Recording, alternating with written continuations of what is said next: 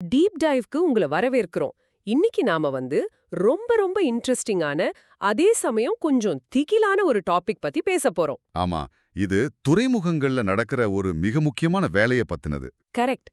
Safe mooring, அதாவது பிரம்மாண்டமான கப்பல்கள துறைமுகத்துல கயிறு கட்டி நிறுத்துறது பத்தின ஒரு பிரத்யேக கையேட்ட பத்தி தான் இன்னைக்கு நாம ஆழமா அலசப் போறோம். தூரத்துல இருந்து பாக்குறப்போ ஒரு பெரிய கப்பல் அமைதியா கரையில நிக்கும்போது அது சும்மா ஏதோ ஒரு கயிறு கட்டி நிக்குதுன்னு உங்களுக்கு தோணலாம். எனக்கும் ஆரம்பத்துல அப்படிதான் தோணுச்சு. ஒரு பெரிய முடிச்சு போடுற வேலை, அவ்வளவுதானே. ஆனா உண்மை அது கிடையாது. கப்பல் தளத்துல, அதாவது டெக்ல நடக்கிற மிக மிக ஆபத்தான வேலைகள்ல இதுவும் ஒண்ணு. இந்த கையேடு இத ஒரு லீத்தல் ஜாப் அப்படின்னு தான் சொல்லுது. லீத்தல் ஜாப், வார்த்தையே கொஞ்சம் பயமா இருக்கு. அதாவது இதுல ஜீரோ மார்ஜின் ஃபார் எரர், எந்த ஒரு சின்ன தப்புக்கும் இடமே கிடையாது. கண்டிப்பா. இந்த முழு செயல்பாட்டோட ஒரே நோக்கம் என்னன்னா, கப்பலையோ இல்ல துறைமுகத்தையோ காப்பாத்துறது மட்டும் இல்ல, மனித உயிர்களை காப்பாத்துறது. அதத்தான் ப்ரொடெக்ட் லைஃப் அப்படின்னு ரொம்ப அழுத்தமா இந்த ஆவணம் பதிவு பண்ணிருக்கு. அதனால தான் வேலை தொடங்கறதுக்கு முன்னாடியே தற்காப்பு ரொம்ப ரொம்ப அவசியம்னு சொல்றாங்க. இந்த பிபிஇ அப்படின்னு சொல்ற பாதுகாப்பு உபகரணங்கள். ஆமா, ஹெல்மெட்டு, சேஃப்டி ஷூ, வேலைக்கேற்ற கையுறைகள், அப்புறம் தூரத்துல இருந்தே பளிச்சுவி தெரியிற ஒளிரும் உடைகள், இதெல்லாம் கண்டிப்பா அணிஞ்சிருக்கணும். இதுல எனக்கு ரொம்ப ஆச்சரியமா இருந்த ஒரு விதி என்னன்னா, தளர்வான உடைகள் கண்டிப்பாக அணியவே கூடாது அப்படிங்கிறது தான். அது என்ன ஜீரோ லூஸ் க்ளோத்திங்? சாதாரணமா ஏதோ ஒரு துணி காத்துல பறக்கும், அதனால என்ன ஆக போகுதுன்னு நாம நினைப்போம்ல. அங்கதான் பிரச்சனை ஆரம்பிக்குது. கப்பல் தளத்துல இந்த மாபெரும் கயிறுகளை இழுக்கிறதுக்கு விஞ்ச் அப்படின்னு சொல்லக்கூடிய சக்தி வாய்ந்த சுழலும் இயந்திரங்களை பயன்படுத்துவாங்க. ஓ, அந்த பெரிய ரோலர் மாதிரி இருக்குமே, அதுவா? அதேதான். அது பல டன் எடைய ரொம்ப ஈஸியா இழுக்கக்கூடிய அளவுக்கு பவர்ஃபுல்லானது. நீங்க தளர்வான உடைகளை அணிஞ்சிருந்தீங்கன்னா, அந்த இயந்திரம் வேகமா சுழலும் போது உங்க சட்டையோட ஒரு சின்ன நூலோ இல்ல முனையோ அதுல லேசா சிக்கினா கூட போதும், உங்க துணியோட சேர்த்து உங்களையும் உள்ள இழுத்துரும். அதனால தான் தளர்வான உடைகள் கூடாது அப்படிங்கிறது ஒரு உயிர் காக்கும் விதியா இருக்கு. இந்த மாதிரி ஆபத்துகளை தவிர்க்கத்தான் அந்த ரிச்சுவல் அப்படின்னு சொல்லக்கூடிய கட்டாய நடைமுறைகளை வேலை தொடங்குறதுக்கு முன்னாடியே பண்றாங்க இல்லையா?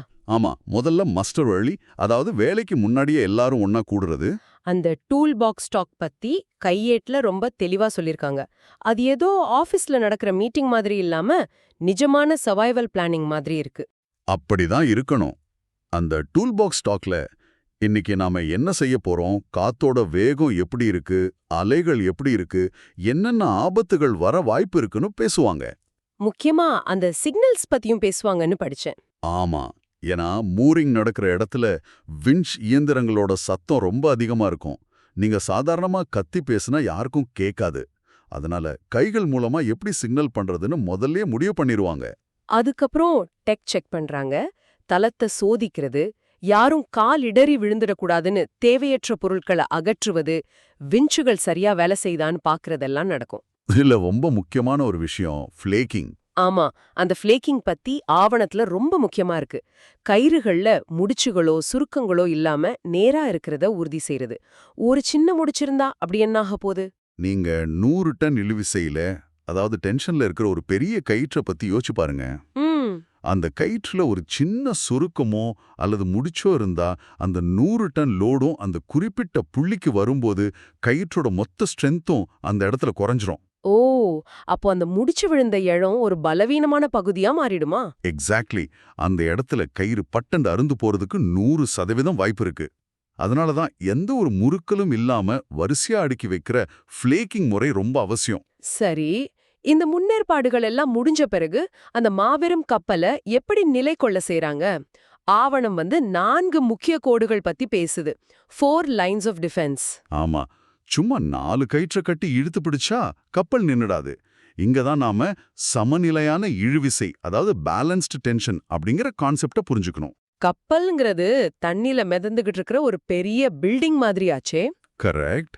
அதனால அந்த 4 கயிறுகளும் சேர்ந்து ஒரு பேலன்ஸ்டு நெட்வொர்க்கை உருவாக்கணும். அது என்னென்ன கயிறுகள்னு பார்ப்போம். முதல்ல சிகப்பு நிற சிக்னலால் குறிக்கப்படுற ஹெட்லைன்ஸ். தலைப்பு கயிறுகள். இது கப்பல் பின்னோக்கி நகர்வதை தடுக்குது இல்லையா? ஆமா. அடுத்து மஞ்சள் நிறத்துல இருக்கிற ஸ்டர்ன் லைன்ஸ், அதாவது பின்னிலை கயிறுகள். இது கப்பல் முன்னோக்கி நகர்வதை தடுக்கும். அப்புறம் பச்சை நிறத்துல இருக்கிற பிரெஸ்ட் லைன்ஸ், பக்கவாட்டு கயிறுகள். இது கப்பல் கரையை விட்டு விலகி போகாம பிடிச்சுக்குது. கடைசியா ஆரஞ்சு நிற ஸ்ப்ரிங் கயிறுகள். இது கப்பல் முன்னும் பின்னுமா அலை உருவதை தடுக்குது, அதாவது சர்ஜிங் ஆகாம பாத்துக்கும். ஆனா இதுல முக்கியமான விதி என்னன்னா, எல்லா கயிறுலயும் ஒரே மாதிரியான டென்ஷன் இருக்கணும். ஒரு கயிறு மட்டும் ரொம்ப டைட்டாகவும் மத்ததெல்லாம் லூஸாகவும் இருந்தா என்ன ஆகும்? கையேட்ல ஒரு எச்சரிக்கை இருக்கு. 85% சேஃப் ஒர்க்கிங் லோட் வரும்போதே ரொம்ப கவனமா இருக்கணும்னு. அது ஏன்னா, ஒரு கயிறு மட்டும் ரொம்ப டைட்டா இருக்கு, அதுல லோடு 90 டன்ன தொடுதுன்னா அது எப்ப வேணாலும் அறுந்து போகலாம். அருந்தா மத்த கயிறுகள் பாத்துக்கும்ல. அங்கதான் பெரிய ஆபத்து இருக்கு. அந்த ஒரு கயிறு அறுந்த உடனே அது தாங்கிட்டு இருந்த அத்தனை லோடும் அடுத்த கயிற்றுக்கு டிரான்ஸ்ஃபர் ஆகும். அதுவும் தாங்காம அறுபடும். ஓ, ஒரு சங்கிலி தொடர் விபத்து மாதிரி ஆகுமா? ஆமா, இத காஸ்கேடிங் ஃபெயிலியர் அப்படின்னு சொல்லுவாங்க. வரிசையா எல்லா கயிறும் அறுந்து கப்பல் முழு கட்டுப்பாட்டையும் இழந்துடும். அதனால தான் 85% லோடு நெருங்கும் போதே உஷாராகி இழுவிசையை சமநிலைப்படுத்தணும். இது நிஜமாவே ஒரு பெரிய இன்ஜினியரிங் அற்புதம். சரி, இப்போ நம்ம கேட்பவர்களுக்கு இந்த மூரிங் ஆபரேஷன் எப்படி நடக்குதுன்னு ஒரு ஸ்டெப் பை ஸ்டெப் ப்ராசஸ விவரிப்போம். கையெடை இது 3 கட்டமா பிரிக்குது. ஆமா, ஃபேஸ் 1 வந்து ரன்னிங் அவுட், அதாவது கயிறுகளை வெளியேற்றுதல். பெரிய மூரிங் கயிறுகளை நேரடியா தூக்கி வீச முடியாதுன்னு எனக்கு தெரியும். ஏன்னா அதோட எடை அவ்வளோ அதிகம். அதனால தான் மெசஞ்சர் லைன் எனப்படும் ஒரு சிறிய கயிற்றை முதல்ல பயன்படுத்துறாங்க. அந்த சின்ன கயிற்றை கரையில இருக்கிறவங்க கிட்ட வீசி அது மூலியமா பெரிய கயிற்றை இழுப்பாங்க. இந்த முதல் கட்டத்துல சில கடுமையான நோகோ விதிகளை ஆவணம் ரொம்ப ஸ்ட்ரிக்ட்டா சொல்லுது. குறிப்பா கயிற்று வளைவுகளுக்குள் நிக்க கூடாதுன்னு. இந்த பைட்ஸ்ன்னு சொல்றாங்களே, அது ஏன் இவ்ளோ டேஞ்சரஸ்? பெரிய கயிறுகள் தரையில சுருள் சுருளா கிடக்கும்போது உருவாகிற அந்த வளைவுகளை தான் பைட்ஸ்னு சொல்வாங்க. நீங்க தெரியாம உங்க காலை அந்த கயிற்று வளையத்துக்குள்ள வச்சிட்டீங்கன்னா அவ்வளவுதான். அந்த லூப் உங்க கால்ல சுருக்கிட்டு ஒரு நொடியில உங்களை தலைகீழா தூக்கி விஞ்ச் யந்திரத்தை நோக்கியோ அல்லது கடலுக்குள்ளேயோ இழுத்துட்டு போயிடும். அப்பப்பா, அதனால தான் இழுக்கப்படுற கயிற்றுக்கும் கப்பலோட விளிம்புக்கும் இடையில நிக்க கூடாதுன்னு சொல்றாங்க. ஆமா.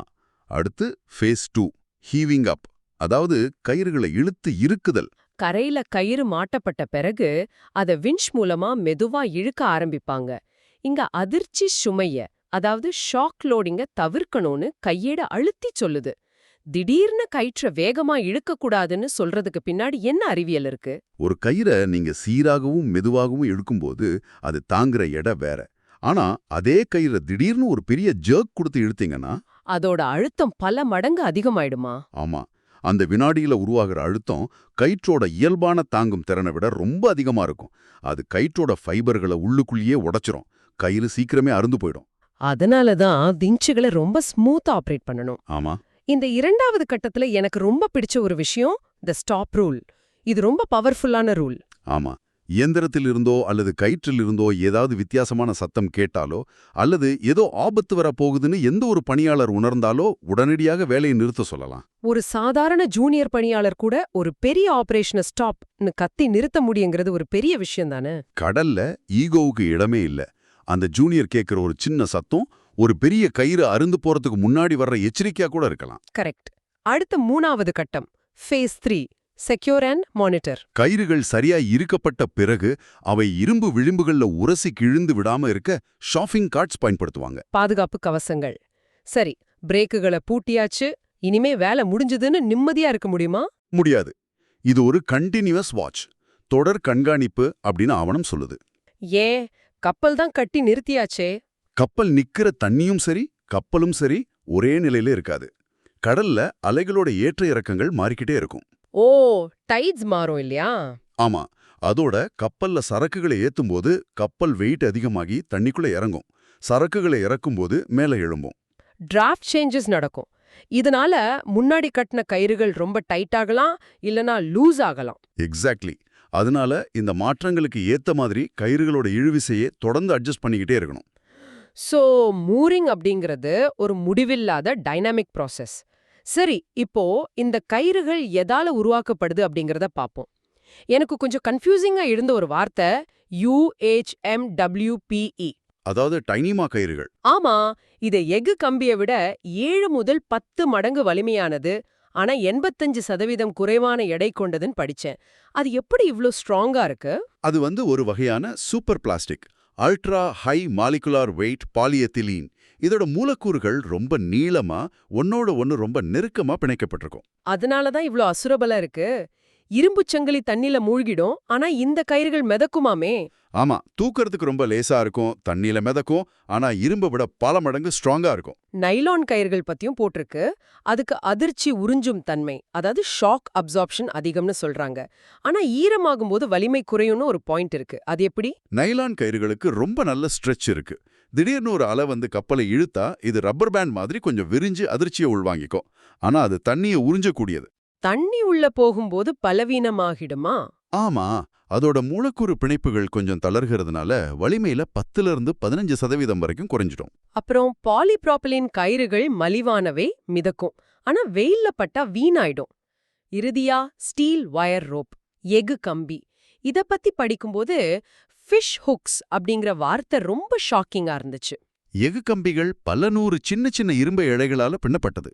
தொடர்ந்து பயன்படுத்தும் போது அந்த சின்ன இழைகள் உடைஞ்சு வெளியே நீட்டிக்கிட்டு இருக்கும். பாக்குறதுக்கு மீன் தூண்டில் முள் மாதிரி இருக்குமா? ஆமா, ஒரு பணியாளர் அதை சாதாரண கயிறுன்னு நினைச்சு கையுறையோட பிடிச்சு இழுக்கும்போது அந்த இரும்பு முட்கள் கையுறையை கிழிச்சுக்கிட்டு சதையில ஆழமா இறங்கிடும். ஒரு வினாடியில கை முழுக்க கிழிஞ்சு பயங்கரமான இரத்தக்காயம் ஏற்படும்.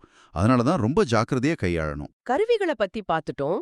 அடுத்து கண்ணுக்கு தெரியாத ஆபத்துகள் மற்றும் மனித தவறுகளை பத்தி பேசலாம். கையேட்டுல கிரிட்டிக்கல் எரர்ஸ் அப்படின்னு ஒரு பகுதி இருக்கு.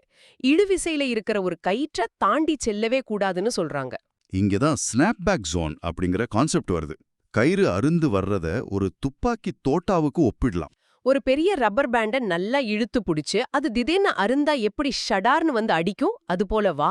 அதை விட பலாயிரம் மடங்கு வேகம். பல 100 டன் டென்ஷன்ல இருக்கிற ஒரு பெரிய கயிறு அருந்தா அது ஒளியை விட வேகமா தெரிச்சு வரும். அந்த கயிறு தெரிச்சு வர பாதையத்தான் ஸ்னாப்பேக் ஜோன் அப்படின்னு சொல்லுவாங்க. அந்த இடத்துல நாம நின்னுட்டு இருந்தா அது உங்களை ரெண்டா வெட்டிடும். அதனாலதான் டென்ஷன்ல இருக்கிற கயிற்றை தாண்டவே கூடாது. இந்த விபத்துக்களுக்கு பின்னாடி இருக்கிற மனித தவறுகளான அவசரம், அதிக தன்னம்பிக்கை, தவறான இடத்துல நிக்கிறது, இதெல்லாம் பத்தியும் கையேட சொல்லுது. அதாவது காம்ப்ளசன்சி.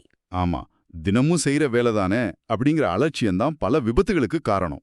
இவ்ளோ நேரம் நாம பேசினதுலயே என்ன ரொம்ப வியக்க வச்ச ஒரு விஷயம் ஹைட்ரோடைனமிக் விசைகள், ஷிப் டு ஷிப் இன்டராக்ஷன். இது ரொம்ப சுவாரஸ்யமான அறிவியல்.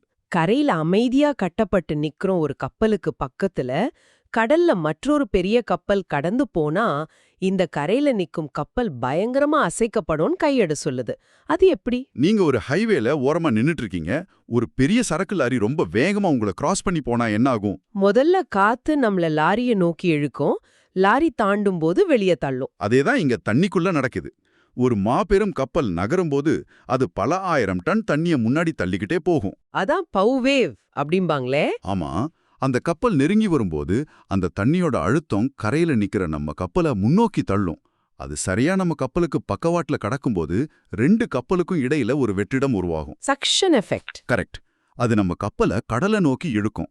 அப்புறம் பின்புறம் போகும்போது மீண்டும் தண்ணி சுழன்று நம்ம கப்பலை பின்னோக்கி தள்ளும். அப்போ நூற்றுக்கணக்கான டன் எடையுள்ள தண்ணி கரையில் நிக்கிற கப்பலை உழுக்குது. ஆமா, இந்த அத்தனை கண்ணுக்கு தெரியாத விசைகளையும் தாங்கி பிடிச்சு கப்பலை பாதுகாப்பா நிறுத்தி வைக்கிறது நம்ம ஆரம்பத்துல பேசின அந்த 4 கயிறுகள் தான். ஆச்சரியமா இருக்கு. ஒரு மாபெரும் கப்பலோட பாதுகாப்பு அப்படிங்கிறது வெறும் சில கயிறுகளையும் மனிதர்களோட விழிப்புணர்வையும் மட்டுமே நம்பியிருக்கு. இந்த ஆவணத்தோட மையக்கருத்தை ஒரே வாக்கியத்துல சொல்லிடலாம். ஒரு வேகமான மூரிங்கை விட ஒரு பாதுகாப்பான மூரிங் எப்போதுமே சிறந்தது. ஆமா, எந்த கட்டத்திலையும் பாதுகாப்பா நாம காம்ப்ரமைஸ் பண்ணிக்கவே கூடாது. சரி, இந்த டீப் டைவை நிறைவு செய்யறதுக்கு முன்னாடி உங்களுக்காக ஒரு சின்ன சிந்தனையை முன்வைக்க விரும்புறேன். அடுத்த முறை நீங்க கடற்கரையிலோ அல்லது துறைமுகத்திலோ ஒரு பிரம்மாண்டமான கப்பல் எந்த அசைவும் இல்லாம அமைதியா நிப்பதை பார்க்கும்போது அது சும்மா நிக்கல அப்படிங்கறத நினைவில் வச்சுக்கோங்க. கடலோட சீரும் மலைகள், காற்றின் விசை, கடந்து செல்லும் கப்பல்களின் நீரோட்டம்னு பல கண்ணுக்கு தெரியாத இயற்கையோட மாபெரும் விசைகளுக்கு எதிரா ஒவ்வொரு நொடியும் அந்த கயிறுகள் ஒரு தொடர்ச்சியான கயிறு இழுக்கும் போட்டிய மிக அமைதியா நடத்திக்கிட்டு இருக்கு. அந்த முடிவில்லாத போராட்டத்தை மனிதனோட திட்டமிடலும் விழிப்புணர்வும் எப்படி வெல்லுது அப்படிங்கறத சற்று சிந்தித்து பாருங்க. மீண்டும் ஒரு சுவாரஸ்யமான தேடலில் சந்திப்போம்.